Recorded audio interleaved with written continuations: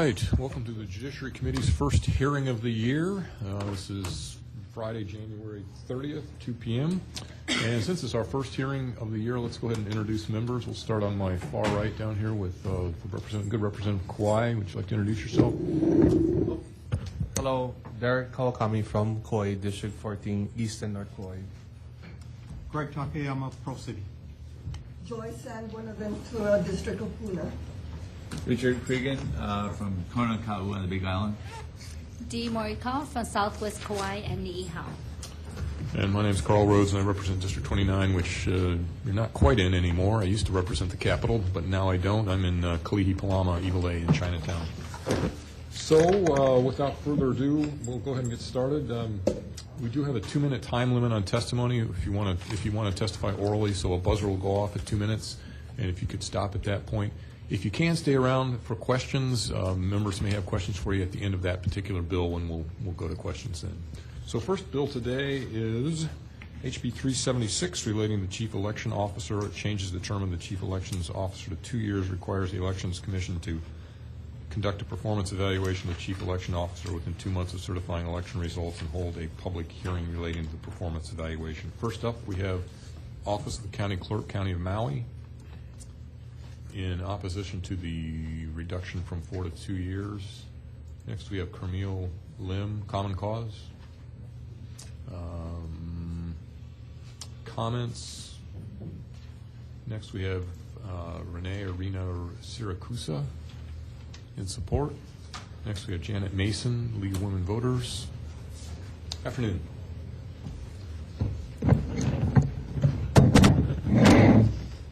Good afternoon, Chair Rhodes. I'm sorry, go ahead and pull the mic closer. You have a television audience today. Good afternoon, Chair Rhodes, Vice Chair San Buenaventura, and committee members. The League of Women Voters is strongly opposed to changing the term of the Chief Elections Officer to 2 years. We need a nonpartisan person dedicated long-term to conducting and improving our elections. And the Chief Election Officer needs more than 2 years in office to think long-term. So we're asking that you take Section 1 of the bill out completely. We do agree that the Elections Commission should evaluate the performance of the Chief Elections Officer after an election cycle.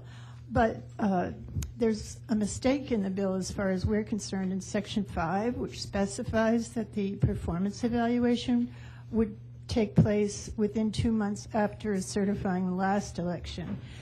It should be more specific. It should say last general election, because if the performance appraisal were to take place after the last election was a primary, the Chief Elections Officer and the Commission would be very busy getting ready for the general. The other mistake in the wording, we ask that you amend the wording to make it clear that the evaluation would take place after the general election is certified, not after certifying the election, because the Elections Commission doesn't certify the election. It's actually the Chief Elections Officer who certifies the election. So we think that wording needs to be cleaned up. We commend the intent of the bill as far as evaluating the performance of the Chief Elections Officer, but a public hearing to do this isn't appropriate. So because it's a personnel matter. So we suggest that the bill should mandate a public hearing on the performance of the Chief Elections Officer. There would be no performance evaluation for a person being appointed for the first time, so the words appointment of should be removed from paragraph 6. Thanks for considering our proposed amendments. Thank you very much. Next up we have Stephen Jacquier in support. Next, Carrie Harden in support. Next is Sharon Raniata in support. Next we have Ricky R. Watanabe, Elections Division, Office of the County Clerk of Kauai, in opposition to at least the change from 4 to 2 years. Next we have Stuart Maeda, Office of County Clerk, County of Hawaii, also in opposition to the at least from the 4 to 2 years provision. And next we have James McCulley in support, Frankie Stapleton in support, Hope Sermail in support, Philip Matlaj in support. Jim Albertini in support. Taira Yoshimura in support. And I believe that's all the written testimony we have.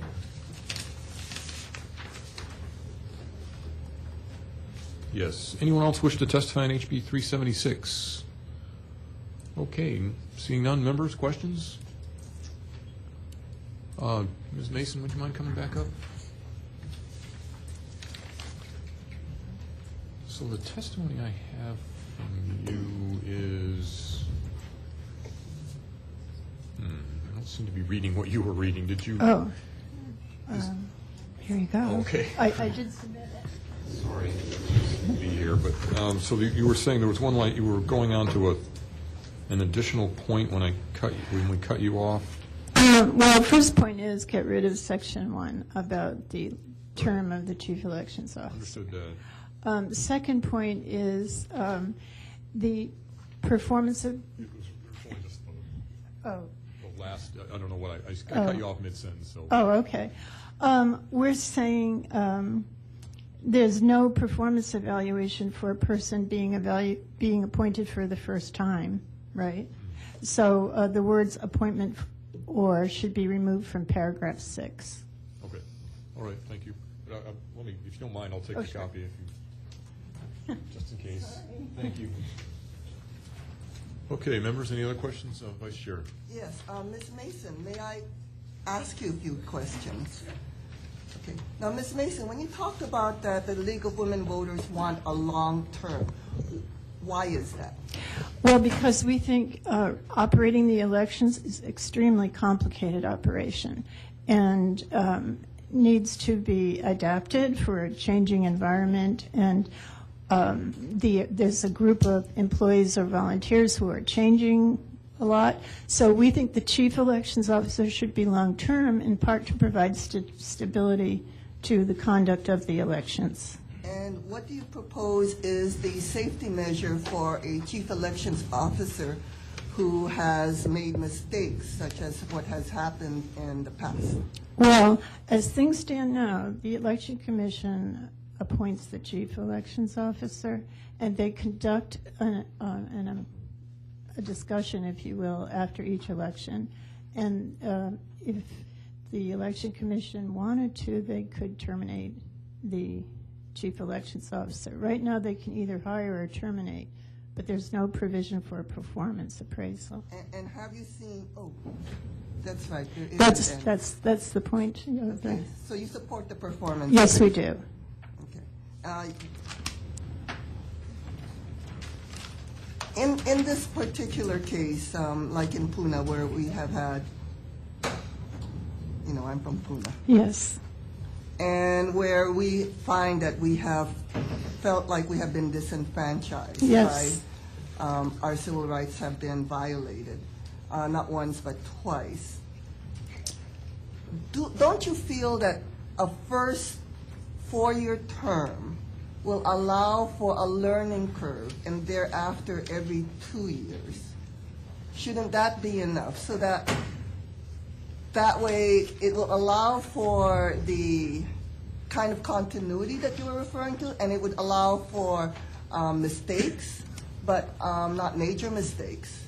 Mm-hmm. But it also would allow for a safety measure so that people, not only from Pune, but from Maui, whose votes were not counted until the last minute, would have an opportunity to at least voice their concerns that their votes were not being counted. Perhaps what you're suggesting, a 4-year appointment and then periodic evaluations, would be a good approach. But that isn't what was called for in the bill, so we didn't speak to that. We definitely do not think there should be a change every 2 years, a new chief elections officer. And we definitely support a formal performance appraisal on a periodic basis, which is not happening right now. Does that answer your question? Okay. And well, really, what is occurring is there is like a pro forma reappointment. Yes. Right? Yes. And so the intent of the bill is to at least have the opportunity to not reappoint should there be questions of competency. Are you in agreement that that would be okay, that that would help with the,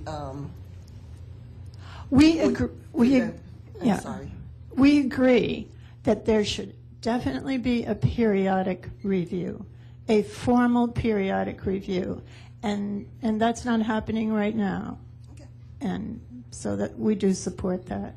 thank you. Okay. Yes, Representative Takayama. Ms. Mason, I wanted to follow up on a point you made about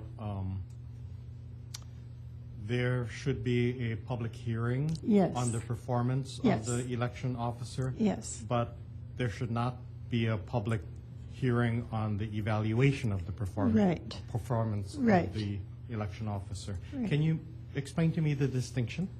Our intent was to suggest that the public be consulted when the chief elections officer's performance appraisal is coming up, and that a public hearing be held regarding the performance. But we don't think it's appropriate to have the actual, performance appraisal, the written performance appraisal there for, to be discussed. And we certainly think it's appropriate for the Election Commission to communicate to the public, the basic results of what they found. So the actual details and the actual vote would be done in executive session? Yes, that's and our the results announced? That's and our the- suggestion, okay. yes. Okay, thank you. Okay, anyone else? All right, seeing none, thank you very much, Ms. Mason. Thank We'll you. go ahead and move on to the next bill. Next bill is HB 178 relating to absentee voting. This would allow the county clerk to electronically transmit absentee ballots if mailed absentee ballots are not received by the voter within 5 days of an election. First up on this one is Office of Elections, Chief Elections Officer Scott Nago. In support. In support. Okay, thank you. Next, we have Glenn Takahashi, Office of the City Clerk, City and County, in support. Next, we have Ronnie Perry, in support. Next, we have Danny Mateo, Office of the County Clerk, County of Maui. And next, we have Ricky R. Watanabe, Elections Division's Office of the County Clerk, Kauai County. Next is Susan Irvine, League of Women Voters. Yes, please.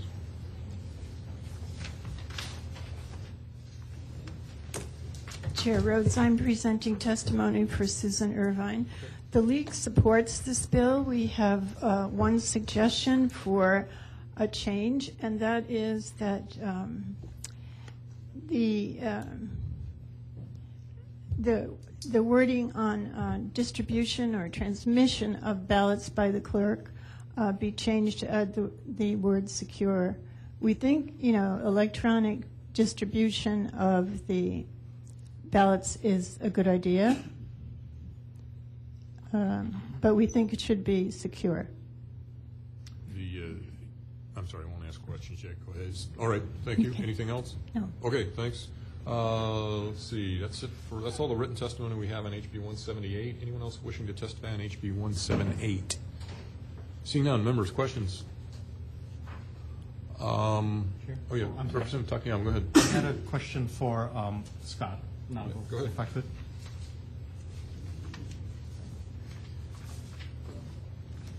Scott, I just wanted to ask you about a provision of the proposal, which you said you support, that provides for the return of a voted ballot by electronic transmission.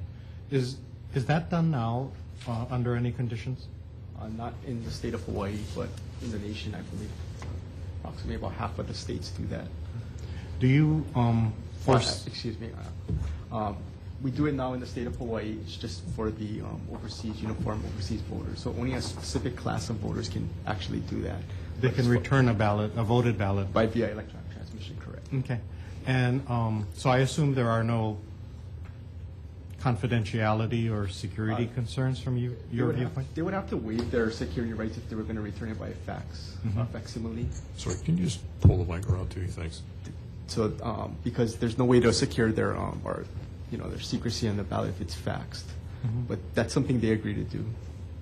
So if this were permitted, any estimate on what the potential number of voters could be that would return their ballots by electronic transmission? Actually, what this bill tries to do is currently, if you're a military overseas voter and you're within 5 days of the election, can you utilize this facsimile electronic transmission? Otherwise, you'd have to do it the regular way by mail. This would allow all voters to, within that 5-day period, to utilize that expedited voting process. They don't have to, but if No, they so yeah. choose to, they could. So somebody who didn't get their ballot, went on vacation to the mainland United States, could waive their rights and get that ballot faxed to them.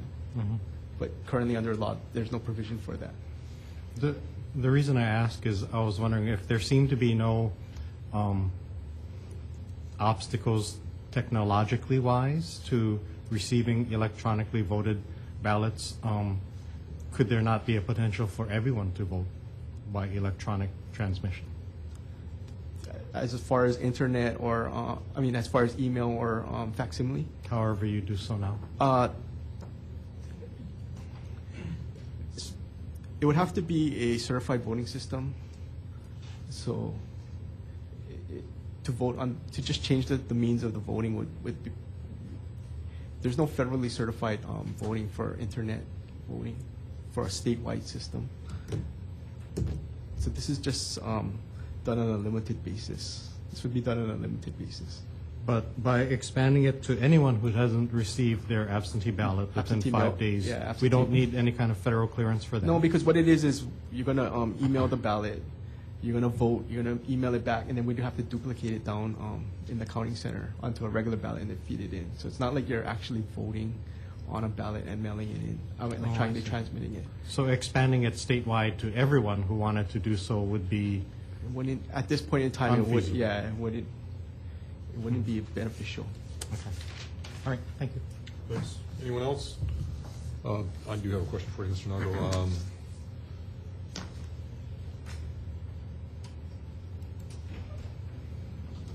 So I guess my concern was if, say you get somebody who doesn't get their ballot 5 days before the election, so they call you, they contact your office and say, would like a ballot, and then out of an abundance of caution, they send it back to you by fax, by email, by whatever else you've approved under the terms of this bill, whatever other methods you've approved, and so you get like 5 different ones. I don't know what the max. Say you got 3 different ones. Now, if it's all the same, if it's filled out exactly the same way, no problem, right? But what if they come back with, 3 different people for president? You mean the same voter sends it back three different times? Right. I don't know what the procedures are that the county clerks follow, but I believe they take the first ballot received. So the first one received, they would take, and then anything else, it's like already voted, so they wouldn't receive the second or the Okay. third. So if we explicitly said that in this bill, would that be okay with you? Yeah, Okay. I don't see any problem with that. All right. I think that's it. Members, any other questions? None. Okay, thanks very much. Let's see. Let's go ahead and move on to HB 179. HB 179 relating to permanent absentee ballots specifies the mailing address in a voter's registration record as the forwarding address for receiving absentee ballots permanently, requires voters seeking to have permanent absentee ballots forwarded to another address to reapply for an absentee ballot. First up on 179 is Scott Nago, Chief Election Officer. We'll stand on our written testimony. In support, okay. Next is Danny A. Mateo, Office of County Clerk, County of Maui, in support. Next is Glenn Takayashi, Office of the City Clerk, City and County of Honolulu, in support. Next is Alan Watanabe, in opposition. Next is Ricky R. Watanabe, Elections Division, Office of County Clerk, Kauai County. And a late one on this, yes, League of Women Voters. In support, okay, thank you. That's all the written testimony we have on HB 179. Anyone else wishing to testify on HB 179? Okay, seeing none. Members, questions? Okay, I think I had a question on this one. Hang on just a second.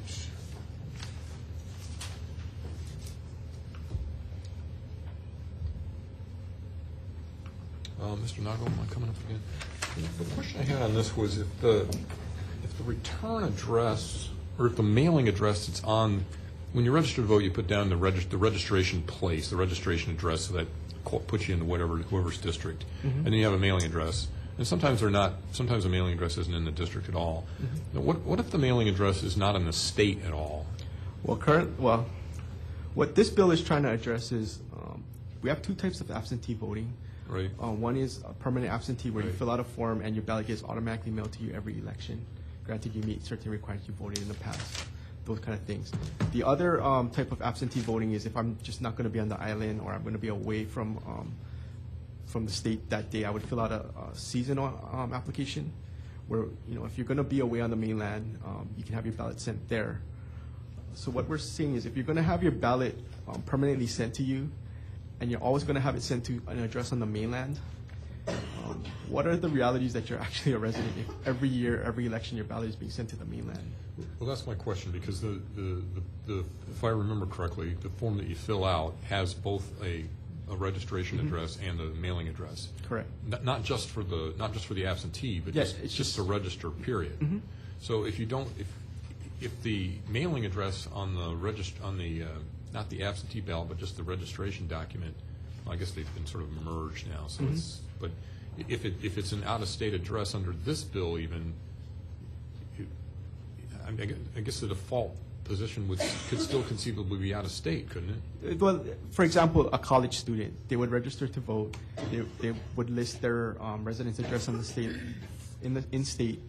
They would get their district, and then they go away to school for 4 years, and they would list that as their mailing address. So if they wanted to vote, and they could still vote absentee. They would just need to fill out an application to get their ballot sent to the mainland address. They couldn't get it sent to the mainland address permanently all the time for forever.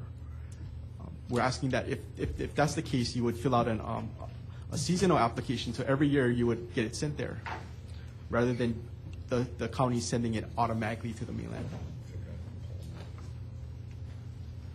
Can we just look at the language again here? I'm sorry, it's been a while since I've used this, so I'm struggling to come up with the actual. Okay. So, the operative language is the forwarding address for absentee ballots to be permanently mailed should be the mailing address contained in the voter's registration record. And it should be an in-state address is what the bill is addressing. But this doesn't, does it say that on the form, that it has to be an in-state address? For a permanent absentee, it has to, you can put any mailing address you want, but if you want to request your ballot to automatically be mailed to you every election, we're saying it should be an in-state address.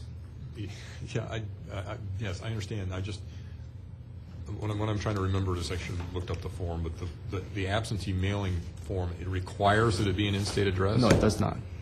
Because this doesn't say that it has to be an in-state address either. It just says the default address is the mailing address.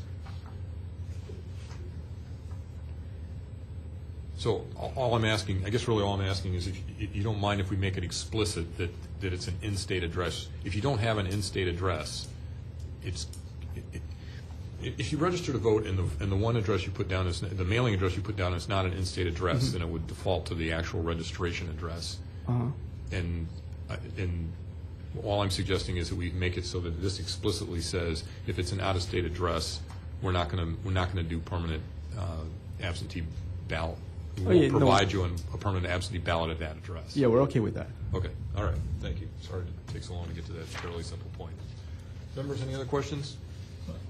Go ahead, Representative Creed. Yeah, if you were going to do what you suggest, would it be appropriate to notify that person at the address that that's the case, that this won't have to be a yearly thing? If there are, and I don't know offhand how many, and I don't suppose there are a whole lot of those getting mailed to the mainland every year, but that is something we would notify the voter that, if you want your ballot to continue to come to this out-of-state address, you would have to fill out a seasonal application rather than have it permanently sent there. Right. So if it's out of state, you would notify them. Correct. That was something we would have to do. Yes. Yeah. It would be part of the thing when you send them. Okay. Anyone else? All right. Seeing none, let's go ahead and move on. So thank you very much. Let's move on to the next bill. HB 26 relating to the compensation of trustees, just for something different. Clarifies how trustees shall be compensated. First up, we have Bonnie Fong from Hawaii. Nope. In support. Next, that's it. Anyone else wish to testify on HB 26? Seeing none. Members, questions? Let me see. I don't think I have any questions on this one.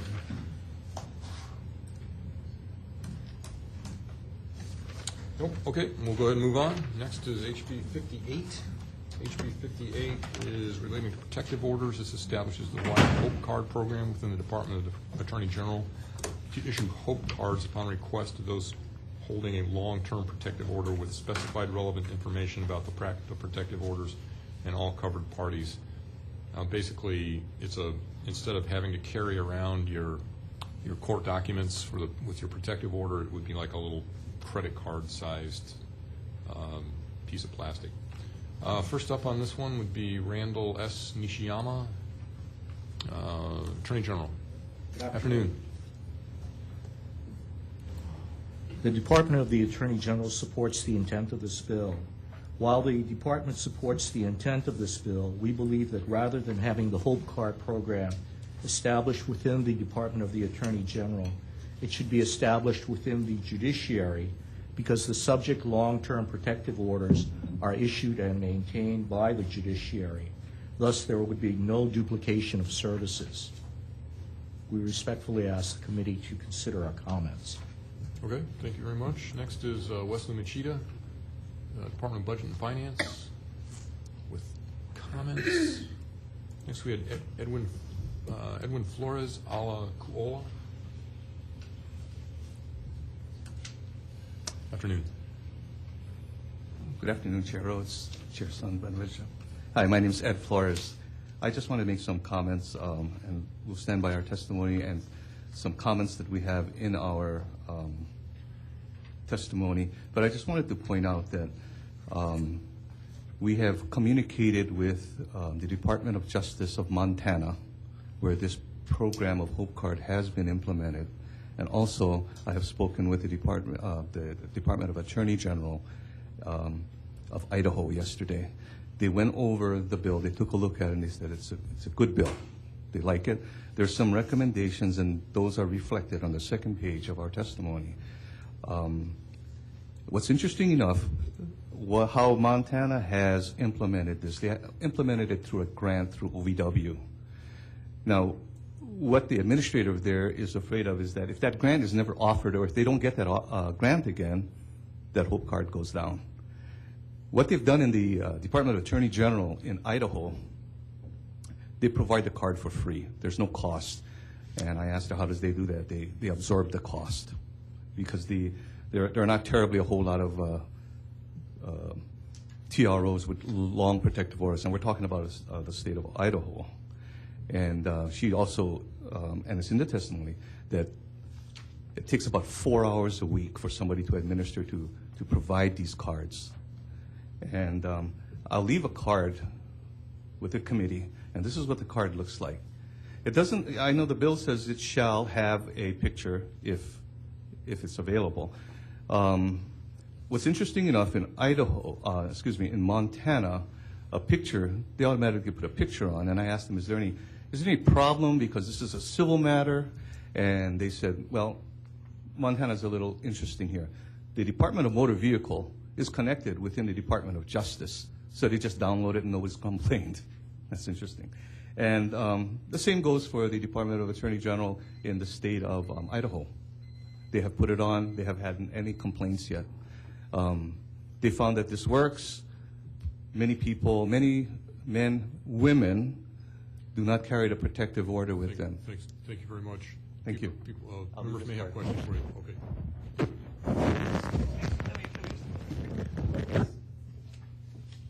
Thank you very much. That's all the written testimony we have on HB 58. Does anyone else wish to testify on HB 58?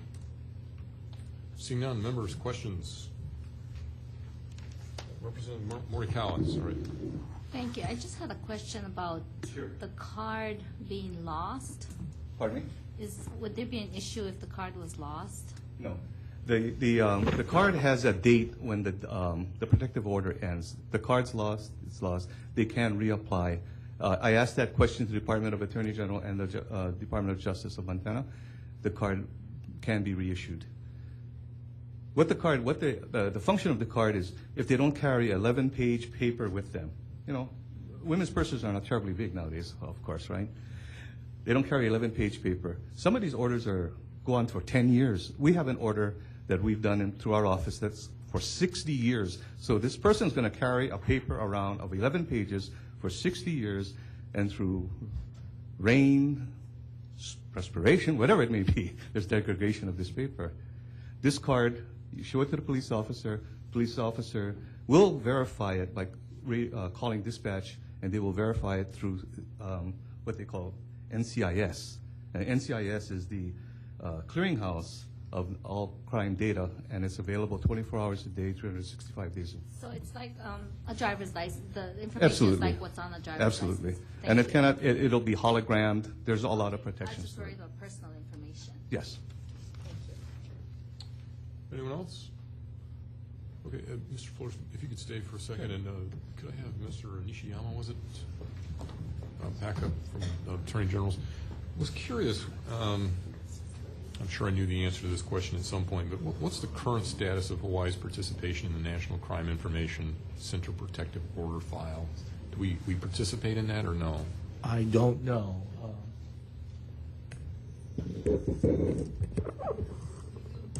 We do participate, and who? I mean, on just mechanically, is that housed in the Attorney General's office, or is that with one of with the PDs, or? The judiciary enters the information on the protection orders into our database. I'm with the Hawaii Criminal Justice Data Center, and then we share that information with the NCIC protection order file. But you're in the AG's office.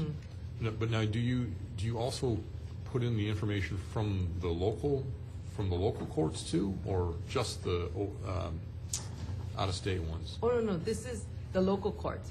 Or is it just local Just and the not local out of courts. court? Yeah, so the local courts, because the judiciary system right now didn't have a way to collect the information needed for the national system. They're entering all the protection order information into our system. We made screens for them, and then we're sending that to the national the national protection order file. All right. So sorry, I'm feeling dense about this, but so the protective orders from out-of-state jurisdictions, you can bring them up. I mean, if somebody's got a protective order against them from Iowa, you can bring up that information. I'm assuming that law enforcement can. But by you querying. can't. No, we don't. We don't have a need to do that. Okay. Do you know where it is? That information would be entered into NCIC. Right. So a police officer makes a stop here in Honolulu, they'll know that there is a protective order entered in Iowa, New York, because all those protective orders are registered with the NCIC. Okay, I guess I'm just confused about how it works then. So it's something that all law enforcement agencies have access to? Yes, and the AG's office as well, or? Law enforcement has access to NCIC. I see. Okay. Can I make one more? Yeah, sure. Go ahead. I queried also about NCIC with the Department of Attorney General in Idaho.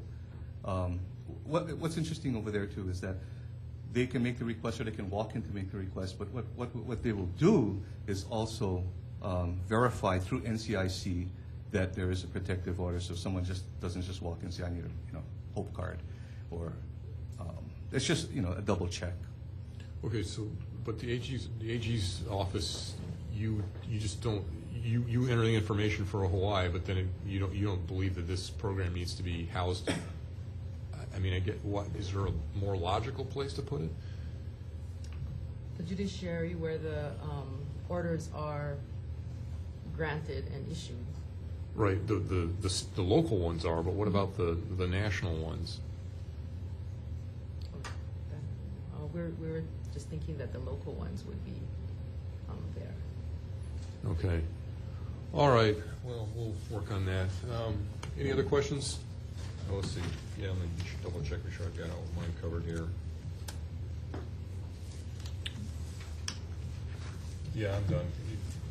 Go ahead. Sorry. Representative just one Creedy, quick- sorry. So in terms of these cards, would only be issued based on local protective orders? Yes. Okay. So if someone comes from out of state, you wouldn't issue them a card based on the protective order in the other state? Well, that's an interesting question. It's a very good question. Because if they came in from out of state, you can register, you know, that order is entered into NCIA. Yeah. It would be Yeah. enforced here. NIC. It would be enforced here. Sure. Right. Through the full faith and credit, it's enforceable through all 50 states. Right. But Yes. they wouldn't have that card from the other state unless Right. that state had that. Right, because there's only, I think, 3 other states participating, Idaho, Indiana, and Montana right now. Yeah, so if they moved here and had a long-term protective order, would it make sense for them to be able to get a whole card here? Sure. Okay, any others? Seeing none, let's go ahead and move on to the next bill, which is HB 175, relating to campaign spending, requires the supplemental campaign spending reports be filed annually on January 31st. First up for that is Kristen Izumi Natal, Campaign Spending Commission. Chair Rhodes, Gary Khan on behalf of the Committee Director, submitted the testimony, and I'll stand on that testimony support. In support. Okay, thank you. Next is Carmel Lim, Common Cause. Also in support. Next is, and that's it.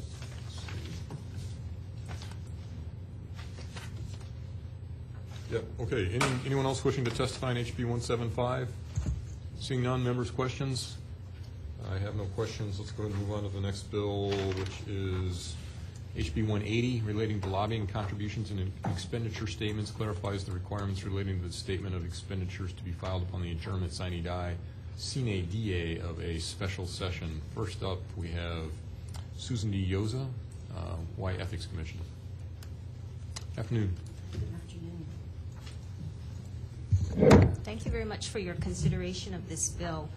We support this bill. Last year, the legislature passed Act 224, whose purpose was to provide greater transparency in lobbying activities by requiring lobbyists and organizations that lobby during special sessions of the legislature to file lobbying reports with the Ethics Commission. And those reports are due within 30 days after adjournment of the special session.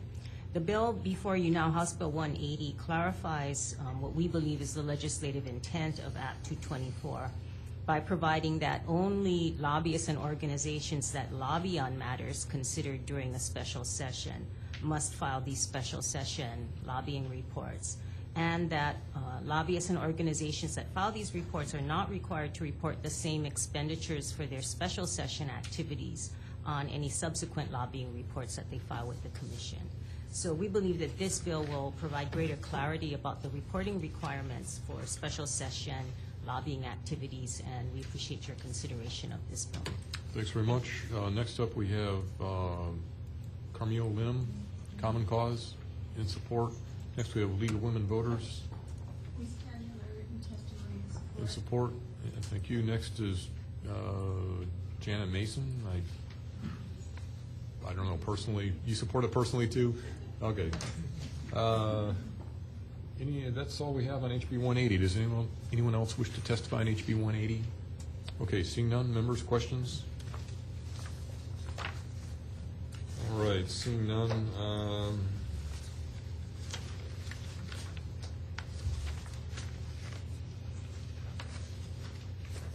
Let's go ahead and move on to the next and last bill, HB 189.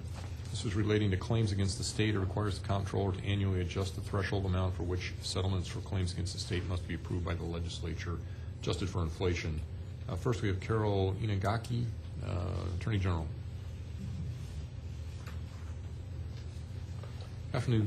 Good afternoon, Chair Rhodes, Vice Chair Ventura, and members of the committee. My name is Karen Inagaki. I'm a Deputy Attorney General, and the Department of the Attorney General opposes this bill. If the purpose of this bill is to raise the amount that can be paid out of the risk management revolving fund without getting approval by the legislature, we don't think that this is the most efficient or practical way to do it. Because the inflation rate changes from year to year, that means the adjusted amount will also change from year to year, and it could go up or down. And I think it may confuse many of the litigants because, at what point do you use what number? Is it at the time that the claim accrues? Is it at the time the lawsuit's filed? Is it at the time the case settles? And I think it just needlessly complicates the claims and the litigation process. We also had pointed out a couple of technical comments. One was that this bill treats claims that are settled by the Attorney General differently from claims that are settled by the comptroller at the 10,000 or lower level. So we're not sure whether that was the intent to treat them differently, although the claims are essentially the same type of claims. And finally, it isn't clear as to when or the manner in which the comptroller is to notify the legislature and the Attorney General as to the adjusted amounts. So for those reasons, we do oppose this bill and ask that the bill be held. Okay, thank you very much. Next is Douglas Murdoch, Department of Accounting and General Services. Chairman, Kerry Yunishi from the Department of Accounting and General Services, standing on written testimony in opposition. In opposition. Okay, thank you. Next we have Kari Benish in opposition. That's all the written testimony we have on HB 189. Does anyone else wish to testify in this measure? Seeing none. Members, questions? Okay, let me just double check here.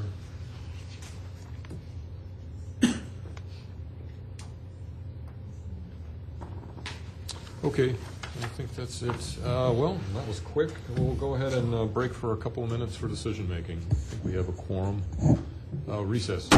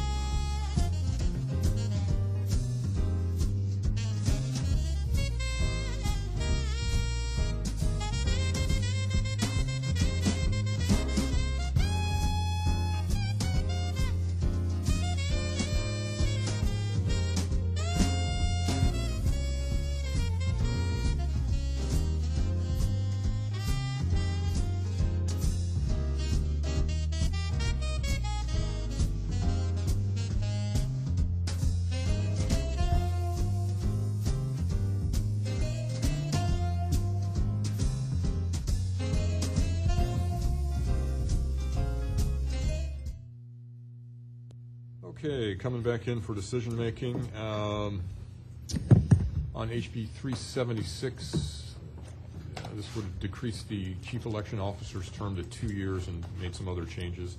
I'm going to work on this a little more. We'll defer decision-making until February the 5th, which is this coming Thursday, 2 p.m. in this room, 325. We'll have it on that 2 o'clock agenda. Next one, HB 178 allows the clerk to send and receive ballots by electronic transmission. We had one question I haven't resolved yet to my satisfaction, so we're going to go ahead and defer this to that same time, February 5th, Thursday, 2 p.m. in this room, 325.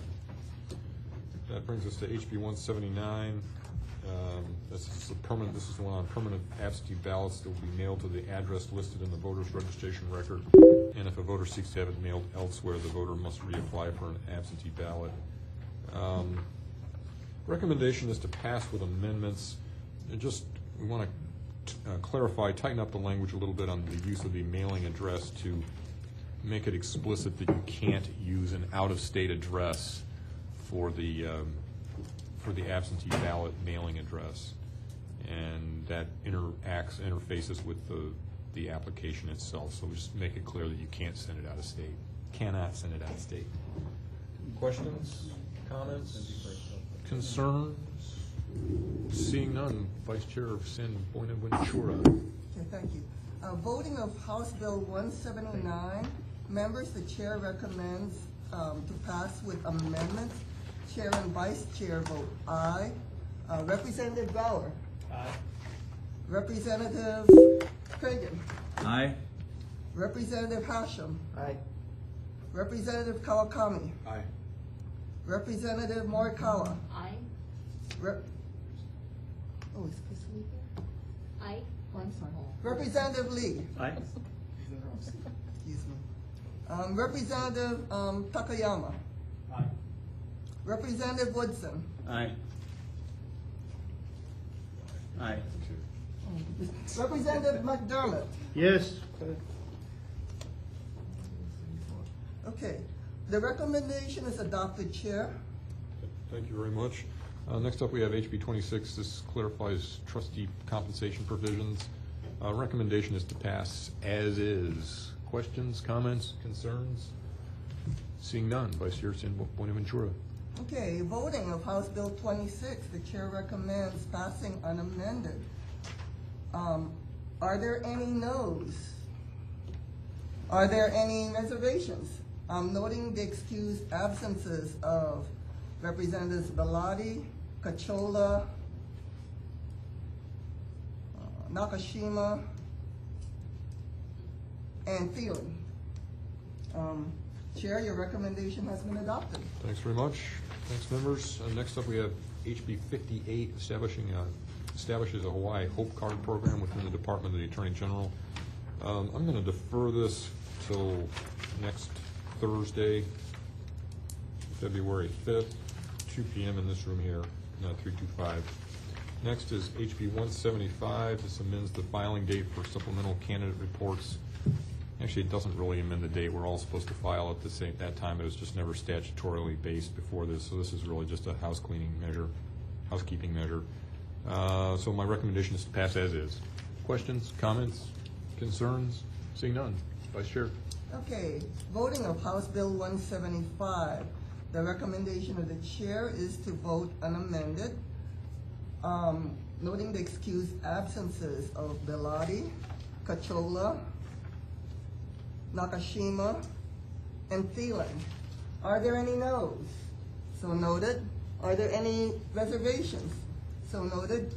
Chair, your recommendation has been adopted. Thanks very much. Next up is HB 180, clarifying the applicability of reporting requirements for lobbying activities related to special session. Recommendation is to pass as is. Questions, comments, concerns? Seeing none, Vice Chair San Buenaventura. Okay, voting of House Bill 180. The chair recommends passing unamended, noting the excused absences of Representatives Bellotti, Cachola, Nakashima, and Thielen. Are there any noes? So noted. Are there any reservations? So noted. Chair, your recommendation has been adopted. Thanks, members. Next up is HB 189. This adjusts the maximum threshold amount of settlements for claims against the state, which must be approved by the legislature. I'm going to defer this until Thursday, February 5th, 2 p.m. in this room, 325. That concludes this agenda. Thanks very much. Just in terms of announcements, we will be having a hearing on Tuesday, Thursday, and Friday next week, and also on the 7th, I'm expecting a joint hearing on Saturday with the Health Committee. My understanding at this point is there will be no votes, but there will be a hearing on Saturday having to do with marijuana dispensaries, I believe, is the topic.